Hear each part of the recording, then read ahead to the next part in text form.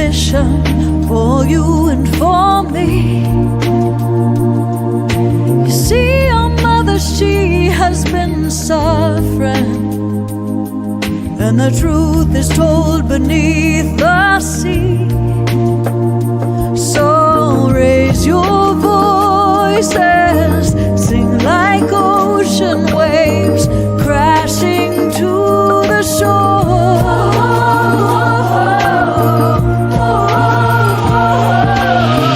This is our song for the ocean. Mother Earth, we are calling your name. We know you're taken for granted, but we stand here committed to change. The voices of children are singing towards tomorrow's horizon they gaze. Oh, this is our song for the ocean. Give us strength.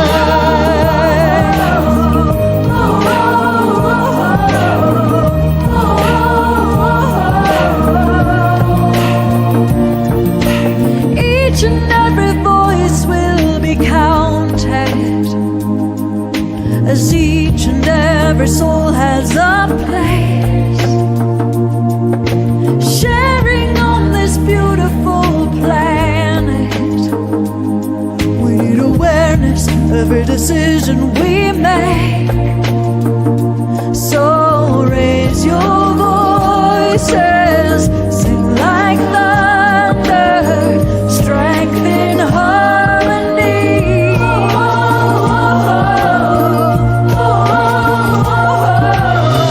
This is our song for the ocean.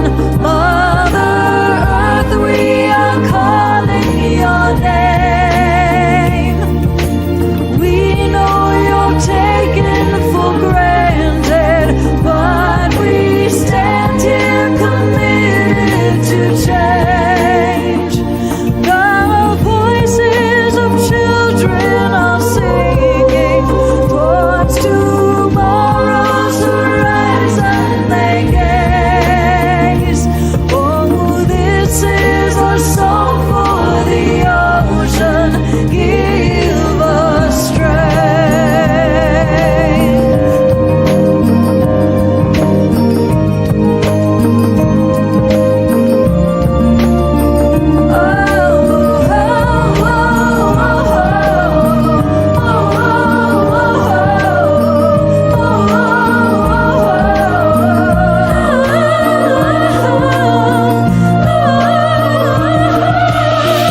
This is our song for the ocean. Mother Earth, we are calling your name.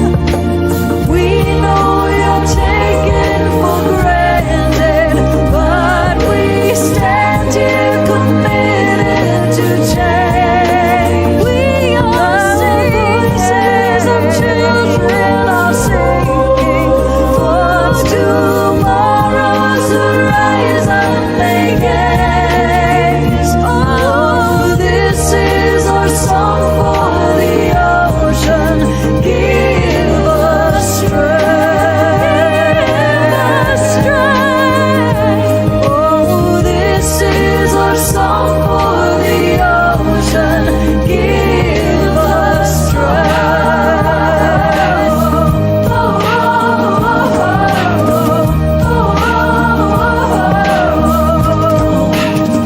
Give us strength.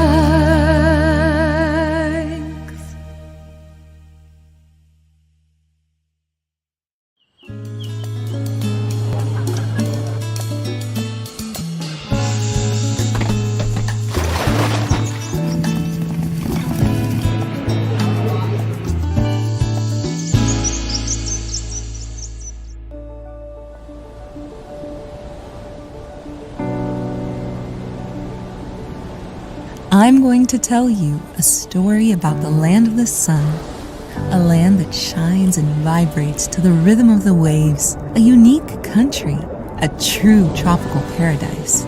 Here I walked along stunning beaches where I've discovered that their golden sands and crystal clear waters are not just for sunbathing, but rather settings for relaxation, fun, and a life in the outdoors. With each visit to these enchanting beaches, I discovered a new way of enjoying life. Walking along the shore is not just a stroll, it becomes a plunge into a serene and festive state of mind. But look, I'm not just passionate about sunny days or the refreshing waters I dive into. It's about the laughter shared under the sun, the encounters at dusk, creating unforgettable moments with friends and family. I invite you to experience a spectacle of light, heat, and water. Your heart will beat faster, not only for the breathtaking beauty of the landscapes, but also for the connection with the people who celebrate each day under the sun. On every beach, you'll find spaces that celebrate the climate and outdoor life. At every encounter along the coast, welcoming and enthusiastic locals are waiting to share the simple pleasures of life by the sea, leading you through an experience of pure relaxation and joy. With every wave that breaks, Brazil reaffirms its invitation to enjoy and get to know its natural beauty in detail. Here, in the harmony between the warm sun and the refreshing sea, you'll find more than a vacation destination. You'll find refuge for body and soul. Come, relax, celebrate. Let Brazil's sweet and salty nature revitalize your spirit. Here, every day at the beach is a celebration of life, and every moment in the sun, a precious memory.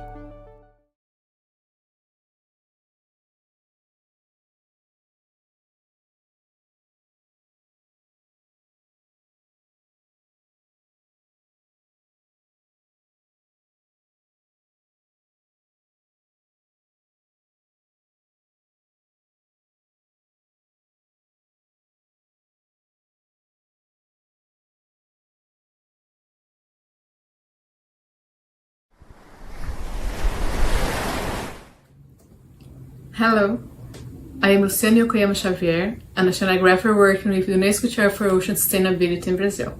It's a profound honor to stand before you today to present one innovation under Brazil's G20 presidency, Oceans20. The oceans connect us in countless ways. It's the foundation of life on Earth and sustains the prosperity of nations, including G20 countries.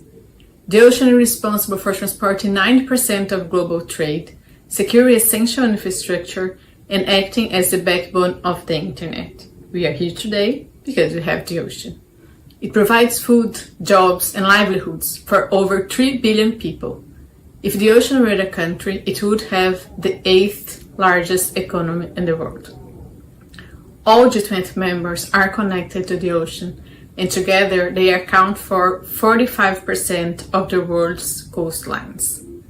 It's safe to say that without the ocean, the G20 would not be what it is today. And just as the ocean impacts these nations, decisions made by the G20 profoundly affect the health of the ocean and the millions of people whose lives depend on it. Despite the undeniable importance of the ocean to human life and the global economy, the topic has been somewhat overlooked in previous G20 presidencies, although gaining momentum. This year, under Brazil's G20 presidency, we have seen a groundbreaking innovation: the formalization of a civil society engagement group dedicated to the ocean, known as Oceans20 or O20. O20 is coordinated by the UNESCO Chair for Ocean Sustainability, hosted at the University of São Paulo, in collaboration with the UN Global Compact, the World Economic Forum, the Brazilian Biodiversity Fund, the Brazilian National Institute for Ocean Research, and the Woods Hole Oceanographic Institution. It also benefits from the involvement and support of various national and international partners. Oceans20's mission is to integrate ocean conservation and sustainable development into the G20 agenda, balancing economic interests with the sustainability of our ocean. This mission is reflected in our priority themes, aligned with the Presidency priorities: climate action and resilience, social equity and justice, health and conservation of ocean ecosystem, scientific development and innovation, and strengthen international governance. To advance these themes, we relied on what we call ocean dialogues, events where experts, leaders, the private sector, and civil society gather to share knowledge, explore solutions, and shape the final recommendations of Oceans 20. These dialogues explored a wide range of topics, including the role of G20 in the ocean decade, maritime security and sustainability, investing in ocean health, building climate resilient small-scale fisheries, marine spatial planning, energy transition, ocean literacy, the High Seas Treaty, ocean-based solutions for nationally determined contributions, the fight against plastic pollution, blue economy, deep-sea mining, among others. These discussions, they helped shape the priorities and final recommendations of Oceans 20, ensuring that they reflect the most pressing challenges and innovative solutions for our ocean's future. These dialogues were crucial to ensuring that diverse voices were heard and considered to our final recommendations to G20 leaders. One challenge we face is balancing broad thematic recommendations with specific actions that address cross-cutting issues. While themes like social equity and justice are embedded in our recommendation, specific concerns such as gender are often not explicitly addressed. Gender is a central issue for ocean and planetary sustainability. Women make up roughly 30% of the workforce in ocean sectors, and in areas like marine science, fishing, and tourism, these two, which have enormous potentials for sustainable development, women represent the majority. However, we remain underrepresented in statistics and in decision-making roles. It is critical that we explore the role of women in advancing ocean sustainability. That's why we have invited experts to bring a gender lens to the O20 recommendations, taking a meaningful step toward integrating two essential agendas that will shape the future we want.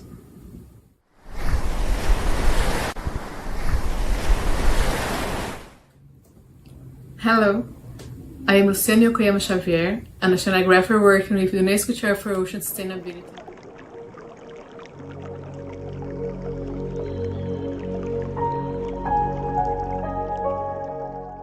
Hello, I'm Janice Trotte-Duha, the Director of Infrastructure and Operations at the National Institute for Ocean Research, INPO. This is my office, the ocean. This is from where a large proportion of the oxygen we breathe comes from.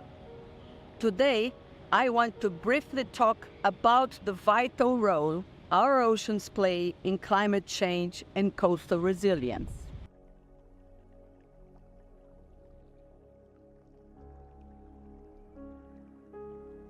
The oceans are the Earth's largest carbon sink, absorbing a great portion of the CO2 we emit, significantly mitigating the impacts of climate change. However, this absorption comes with consequences. Increased carbon dioxide levels lower the pH of our oceans, leading to ocean acidification. This phenomenon threatens marine ecosystems, including coral reefs and shellfish, which are vital for ocean biodiversity. The oceans regulate our climate by distributing heat across the globe through complex currents. This process, known as the global conveyor belt, influences weather patterns, sea levels, and temperatures worldwide. As global temperatures rise, so do sea levels in some areas of the planet. But the role of the oceans goes beyond climate regulation. Coastal ecosystems like mangroves, coral reefs, and others act as natural barriers, and they represent our first line of defense against the impacts of climate change. However, these ecosystems are under threat. Rising ocean temperatures, acidification, and pollution are damaging those vital habitats. that not only affects marine life, but also the millions of people who depend on healthy oceans for their livelihoods and protection. Coastal, in some cases, even traditional communities. Investment in restoring those vital ecosystems can enhance our resilience to climate impacts. Communities that prioritize nature-based solutions acquire better defenses and adapt more successfully to the expected changes ahead. In this context, we are proud to mention the Oceans20 Engagement Group as part of the G20 Social, and this is the agenda under Brazil's presidency this year. The Oceans20 initiative aims to bring together women, global leaders, scientists, and stakeholders to address the challenges and opportunities facing our oceans. Through collaboration and innovation, we are working towards sustainable ocean governance and enhanced coastal resilience.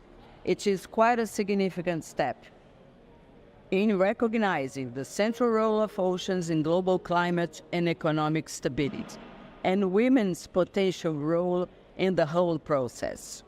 By protecting our oceans, we are investing in a more resilient and sustainable future for all. We need to use and protect. Women play a key role in coastal communities and ocean-related industries, but their contributions are sometimes overlooked. By integrating women's leadership in ocean governance, scientific research, and innovation, we can truly drive progress in ocean health and the blue economy. Let's continue to explore, understand, and protect the vast and vital world beneath the waves. Women at the helm, we protect, we produce wealth. Our National Institute for Ocean Research, as a co-convener of Oceans20, is dedicated to understanding those already identified changes and finding appropriate solutions. A real and sustainable ocean management, a world of equity and equality for women in the whole decision-making process. Our work at INPO is crucial to safeguarding both our oceans and our societies.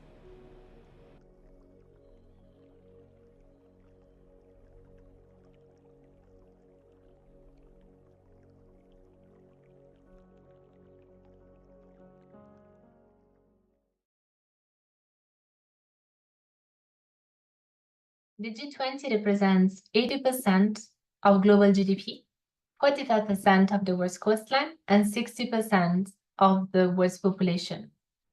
As such, it is clear that it has unique opportunities and also responsibilities to advance gender equality in the ocean economy. Empowering women in the ocean economy, it is not just a matter of fairness, it is a strategic imperative. With the ocean contributing 2.5 trillion annually to the global economy, empowering women and ensuring women's equal participation is key to unlocking innovation and growth in this critical sector.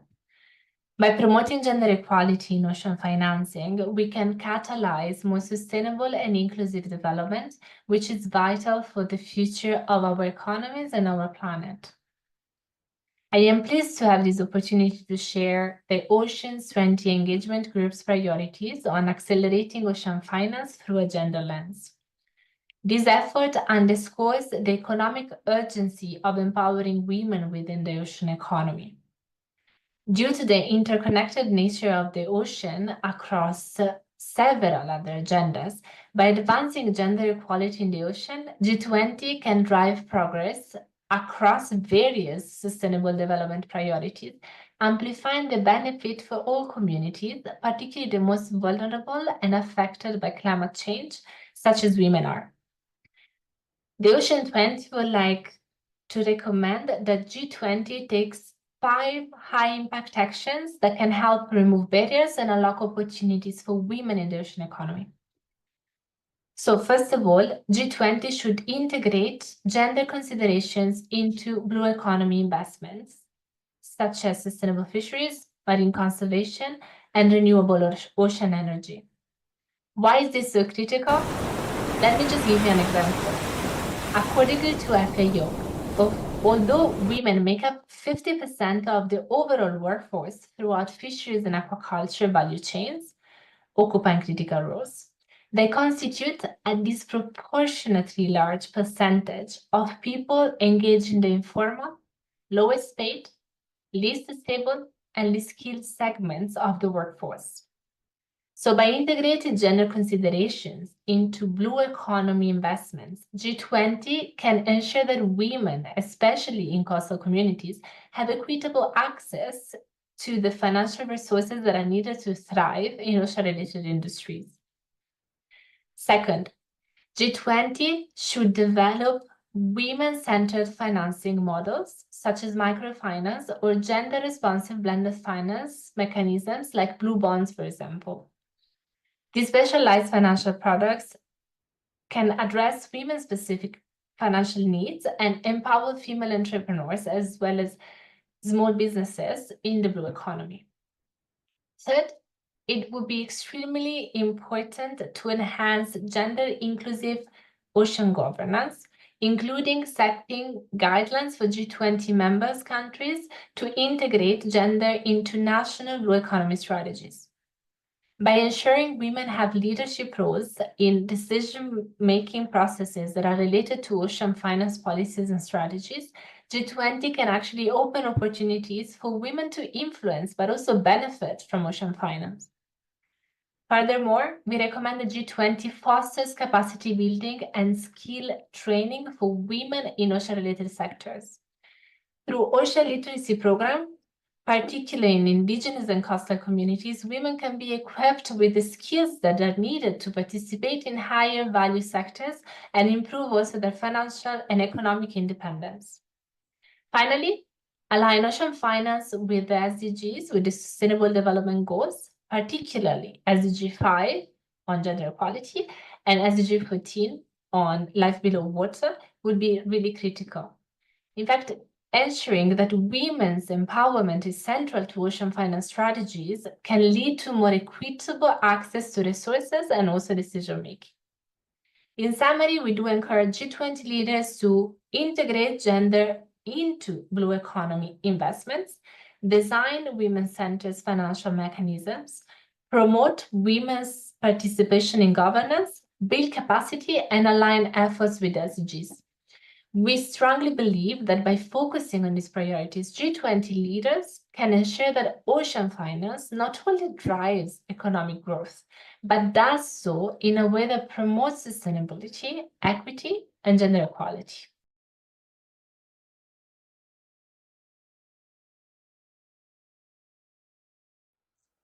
Hello, I am Patricia Furtado de Mendonça, the founder and CEO at Aqua Mater.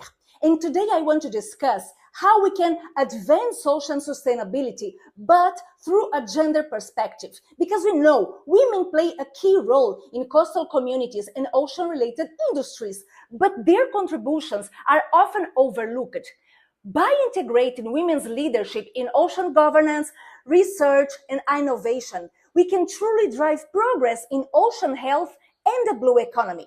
This conversation is essential not just for the G20, but for global efforts in sustainable ocean management. To make meaningful progress, G20 countries must prioritize investment in ocean science and technology, especially in regions vulnerable to ocean changes. Women should be central to capacity building and ocean literacy initiatives, which will empower them with the tools and knowledge needed for sustainable ocean management.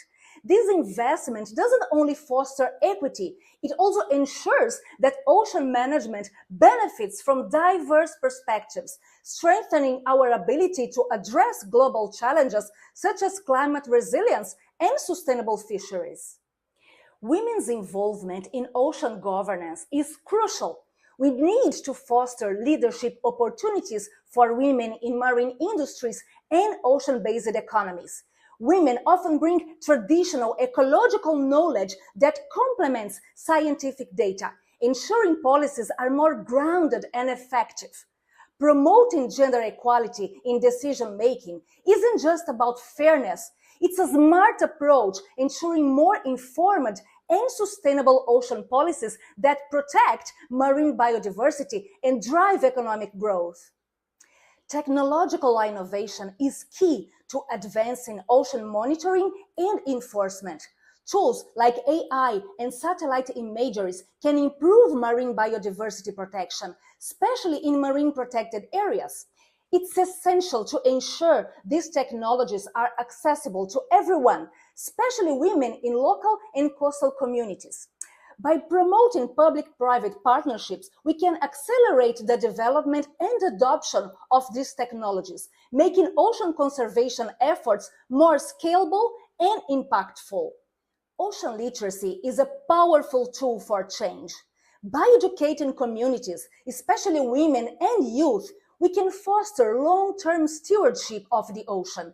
And initiatives like Blue Schools and public marine programs help build a deeper understanding of ocean health, empowering individuals to make informed decisions. So strengthening ocean literacy ensures that more voices, particularly women's, are included in conversations about ocean sustainability and governance, helping shape a more equitable and resilient future. In conclusion, empowering women through ocean governance, science, and ocean literacy is key to building a sustainable future for our ocean. Whether through research, technology, or inclusive policies, we must ensure women's voices are part of the solution, because together we can drive change, protect marine ecosystems, and secure the future of the blue economy. Thank you for listening.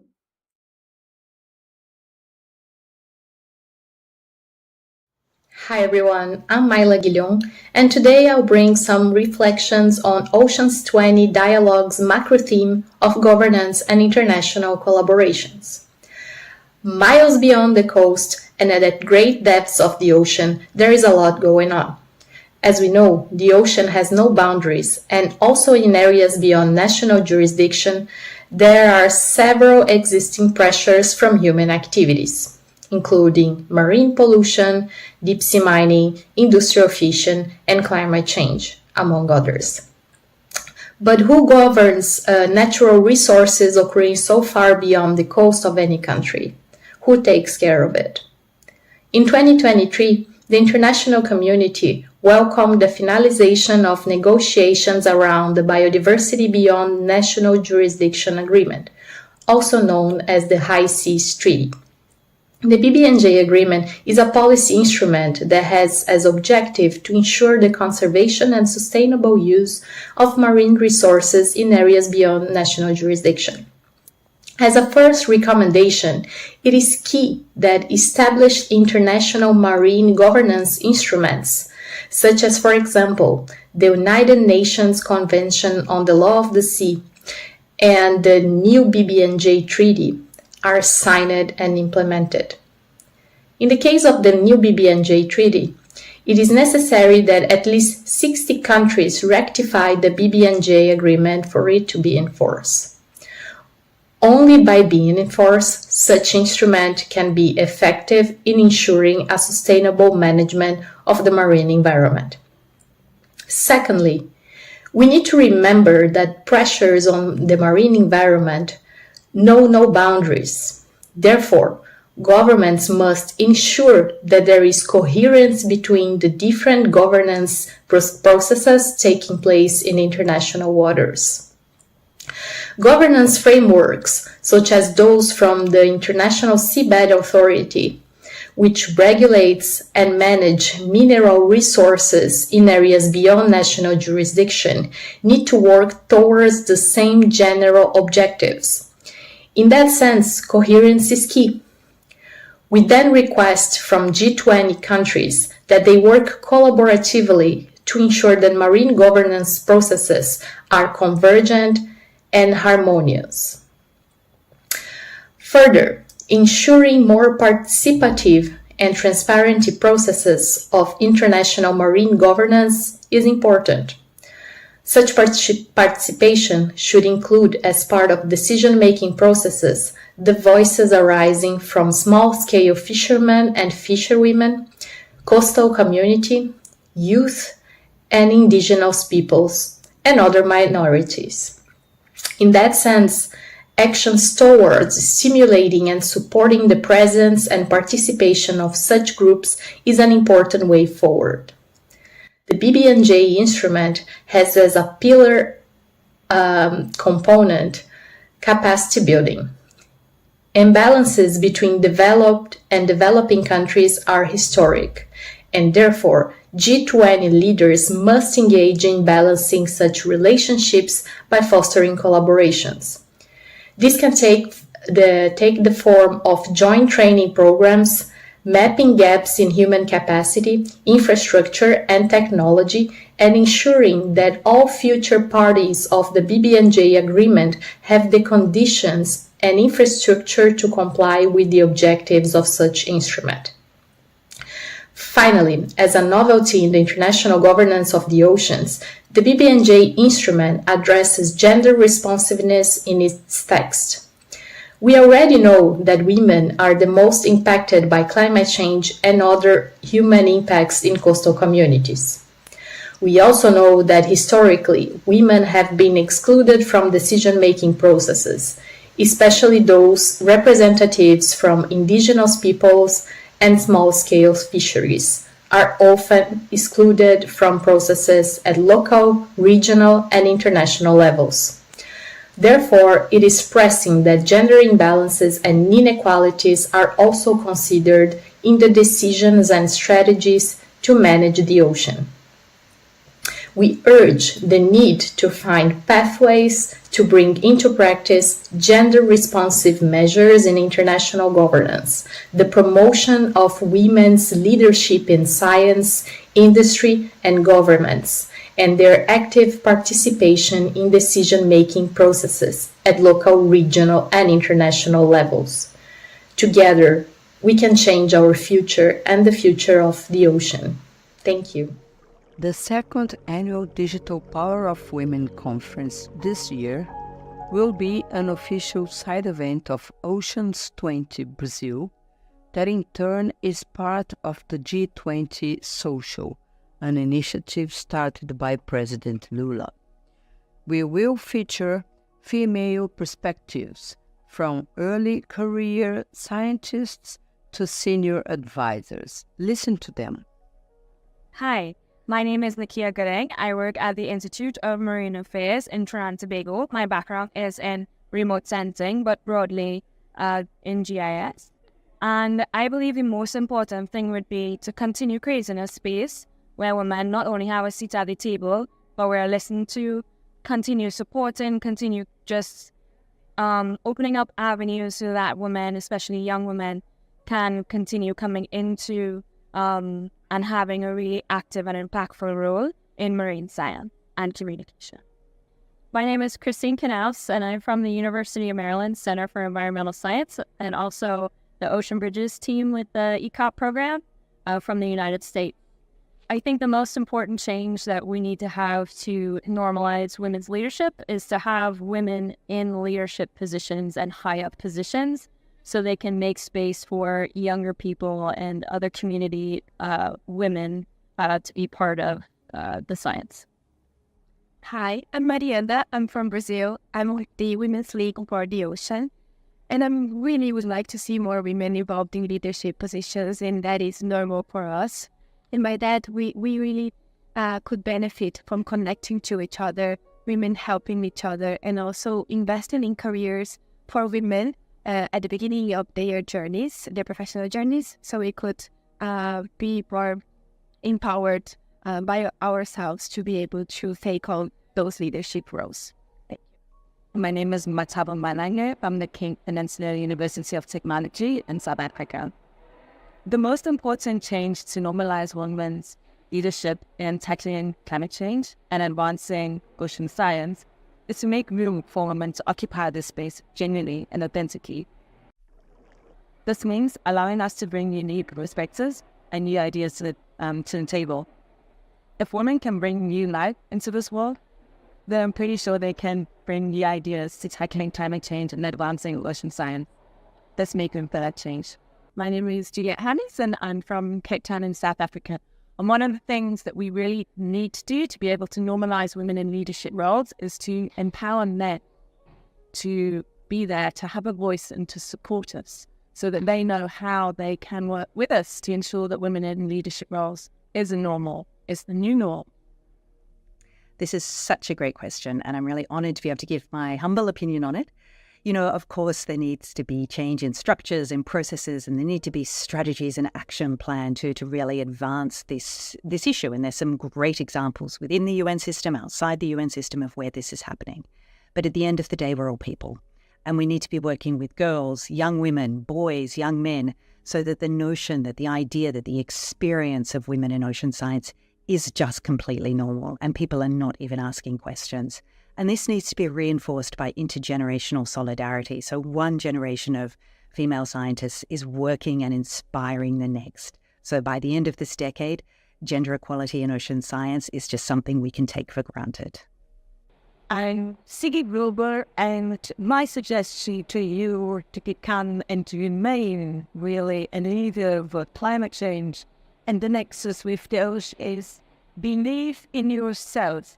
Believe in what you see, because you see that the climate is really affecting people, the earth, the ocean. We need the voice of the women, because women are practical. They don't fool around. They just get down to the action. So continue to do so. All the best. Thank you. Right, so here we are. We are at an AOREA meeting in Ottawa, Canada. And Juliet Herms, my sister from the other side of the Atlantic Ocean, the South Atlantic Ocean, and myself, we're here discussing great ideas with early career professionals. And we were so delighted to see the message coming across. And as we reach the G20 Oceans20 Summit, we will be there showing, presenting, and making the plea for the decision makers to take on board the message we're doing here. Brazil has the lead in the G20 this year, and South Africa is getting the lead for G20 next year. So the ocean unites. We'll be united. We are united. We'll be together forever. Yeah.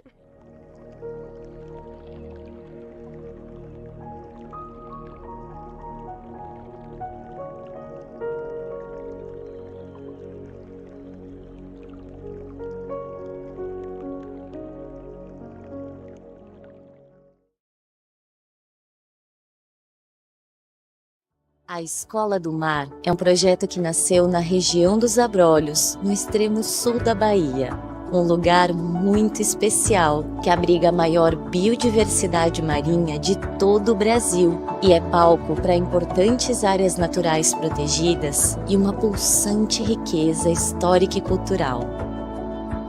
Um espaço de acolhimento que, além de fortalecer o pertencimento com o território, também traz um ambiente seguro para as expressões artísticas e pessoais, tendo como um dos pilares o empoderamento feminino. Depois que eu comecei a fazer parte da Escola do Mar, eu comecei a ver o mundo em geral de outra forma. Fez eu aprender muita coisa nova, muita coisa diferente, fez eu me interessar por coisas que, eu pensei que eu nunca fosse gostar. E acho que, além do conhecimento, acho que a gente está criando uma comunidade muito importante, uma família, assim, sabe? Experiência inesquecível. Eu vou guardar essas lembranças pro resto da minha vida, né? Eu espero que elas se reconectem com o mar e que elas possam ser protagonistas das próprias vidas, sabe? O mar, pra mim, o mar é cura. O mar, vida. Se não existe mar, não existe a gente. O mar pra mim é maravilhoso. Eu amo o mar, é lindo demais. O mar pra mim, eu acho que é descoberta. É um ambiente que você se sente tranquila, você pode sentir uma leveza na sua alma. O mar não é só para peixes, não. O mar é pra gente também, né? Então eu acho que a palavra afeto me define muito com o mar. We are Viva, an independent institute from Brazil. For 10 years, our aim has been to inform people about the beauty, intelligence, and mysteries of whales and dolphins, and raise awareness of the threats these animals suffer due to human activities. At São Paulo coast, a region of rich biodiversity, there are at least 13 species of whales and dolphins, animals with great ecosystem importance that bring environmental, social, and economic benefits. We work with research, scientific dissemination, and environmental education in schools, universities, and events. We study the species of cetaceans from land, at sea, and we participate in scientific meetings. Annually, we develop activities with more than 6,000 students and 400 educators from public schools. We receive about 30 university students as trainees. Viva also contributes with technical information for marine protected areas and guidelines for responsible tourism. All our actions aim to conserve cetaceans and their habitats. We support women students through scholarships, internships, and volunteer programs as a way of encourage their presence and research focus on nature conservation. We also offer 4 scholarship programs and financial support to participate in conference and to research development. We are at the ocean decade.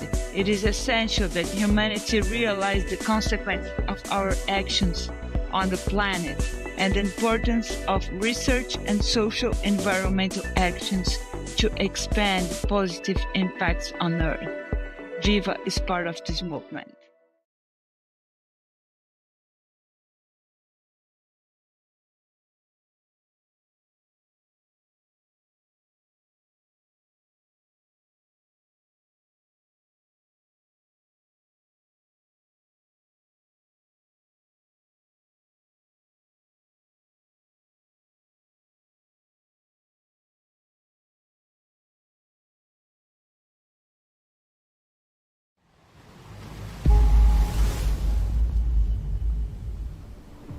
Hello everyone, my name is Leandra Gonçalves and I am an interdisciplinary scientist and a professor at the Federal University of São Paulo here in Brazil.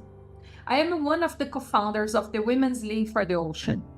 Our journey began in 8 March 2019 when 30 women came together with a shared vision of discussing advocating for ocean conservation and the women's role in the ocean. We are not only scientists as I am myself. We are scientists, journalists, photographers, fisherwomen, athletes, and leaders. What started as a very small initiative has grown into a power movement, now with over 2,500 women from across Brazil and around the world. The Women's League for the Ocean is a dynamic space for exchanging knowledge, opportunities. We support each other as a group and develop actions that promote equal opportunities, ensuring the presence of women in decision-making spaces, in the fisheries, in the politics, and in marine science. We champion the sustainability of marine ecosystem, but not and never without equity and justice. Our work is entirely voluntary, and over the past 5 years, our movement has become stronger, with numerous partnerships with other movements and groups, and also with other people that has the same vision as we have. You can learn more about us in our Instagram, YouTube, or even sign up for our monthly newsletter at our website. Hello everyone, I'm Natalia Grilli. I'm a member of the Women's League for the Ocean, and it's a pleasure for me to share my professional journey with you today. I'm a biologist, but I believe that the seed for this career is much, much older than my undergraduation. I have always been very passionate about nature and about being in natural environments in general.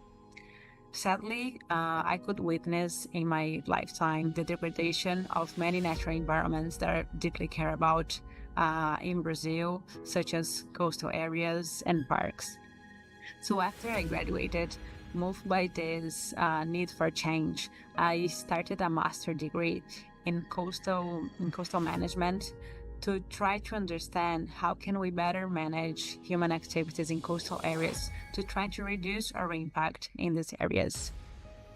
This path took me to the public policy field, which I completely fell in love about it. I truly believe that good and effective public policies have the power to transform our world and improve people's lives. After I finished my master's, I started to work with public policies in a field that is one of the greatest challenges that our ocean face today, the waste pollution, specifically the plastic pollution. I'm sure that you're all aware of the size of this problem, and you probably already face the plastic pollution in your lives yourselves. The first public policy in Brazil about the topic was published only in 2019, which is the National Plan to Combating Marine Litter.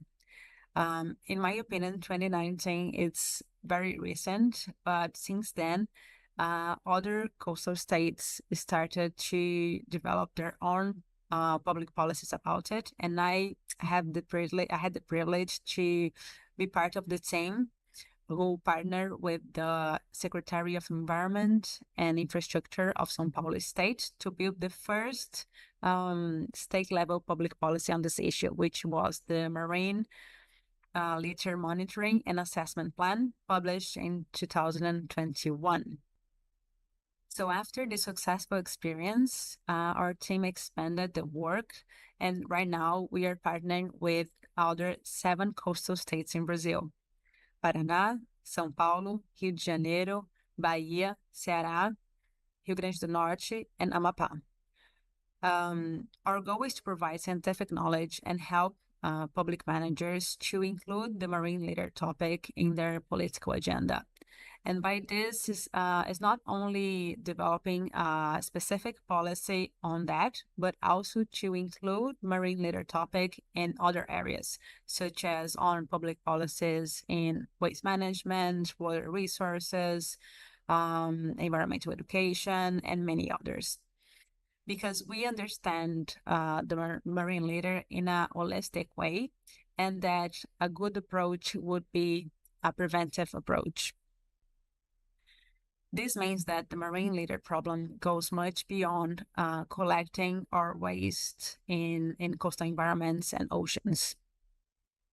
We foster actions that prevent waste to be generated at the first place, and if generated, that this waste is properly managed so it doesn't leak into the environment. My biggest takeaway message is that at its core, marine litter is much more than an environmental problem.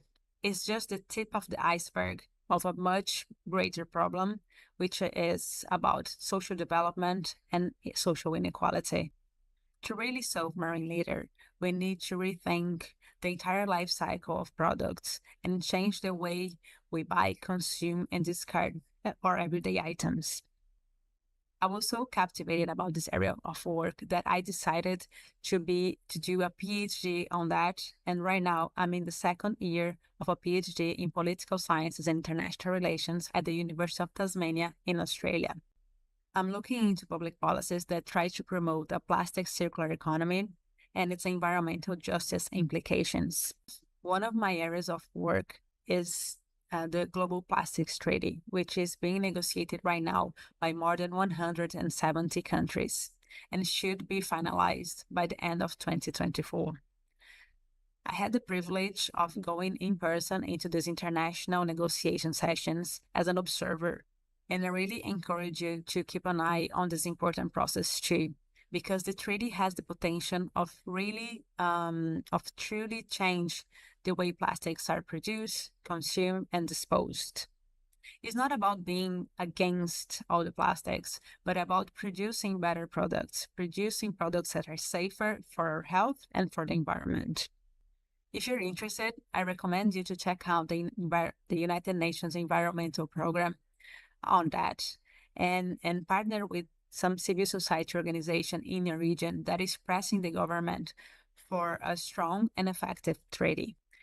And of course, I invite you to check out the social media of the Women's League for the Ocean. We are always producing a lot of good and relevant content, not only about marine litter, but about a broad range of ocean-related topics and also about gender equity.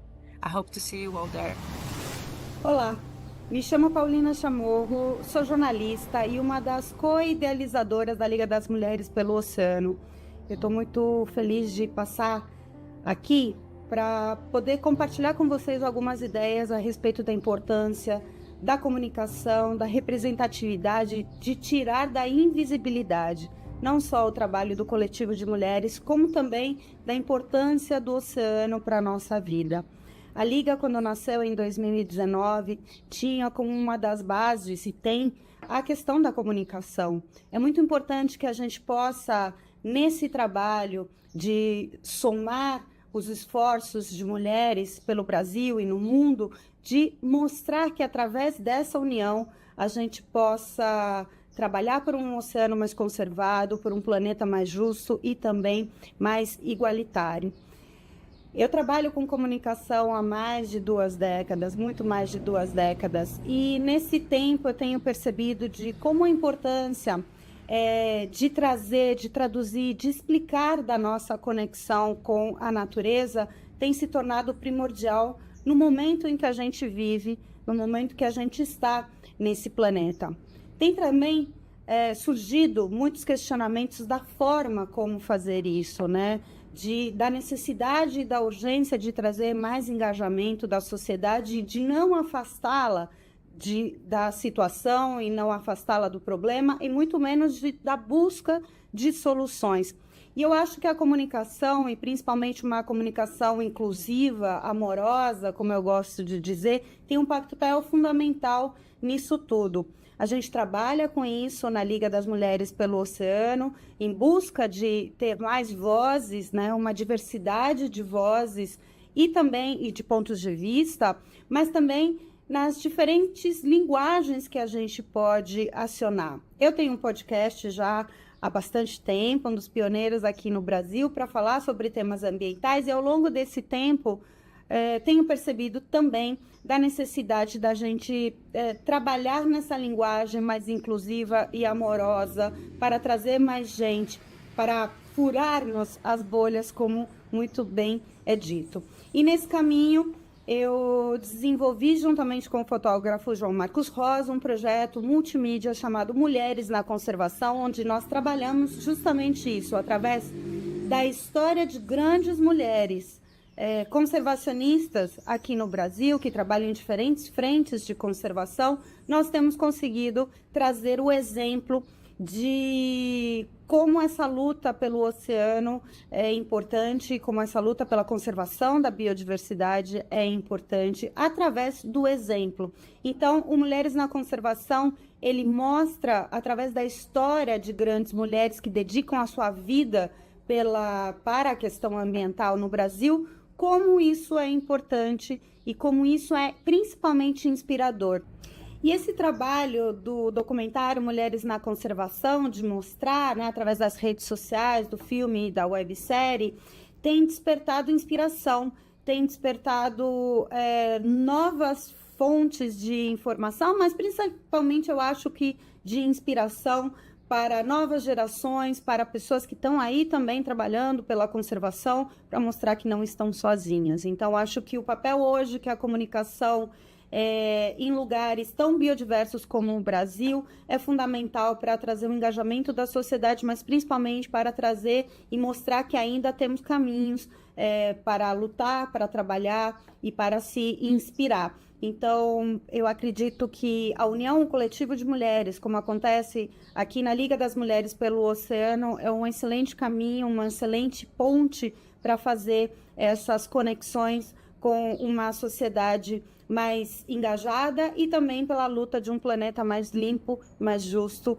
para todos e todas. Muito obrigada pela oportunidade nesse importante espaço que foi aberto aqui. Olá, meu nome é Marina Cini, bióloga, pesquisadora e professora aqui na Universidade Federal de Santa Catarina. Eu estou em Florianópolis, que é uma ilha no sul do Brasil. E desde a minha graduação eu venho estudando as algas calcárias que formam os rodolitos, os grandes bancos de rodolitos que ocupam toda a plataforma continental aqui do Brasil.